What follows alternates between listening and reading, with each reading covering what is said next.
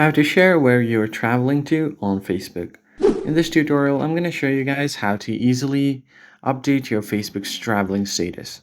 First off, you're going to have to open up Facebook application and make sure to log into your account. Now, you're going to tap on the first thing that you see here, that's what's on your mind. And then here are different things that you can do. So the first one is check in. So you can check into places that you've been to. And if you are doing any activity, tap on feeling/activity. Now go to activities and then you can just tap on traveling to. So just select where you are traveling to, search for a place. So let's just do Bali, Indonesia.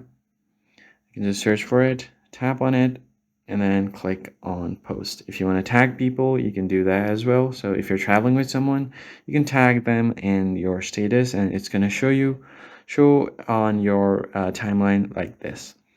So that is pretty much it, guys. I hope this tutorial was helpful to you and I'll see you in the next video.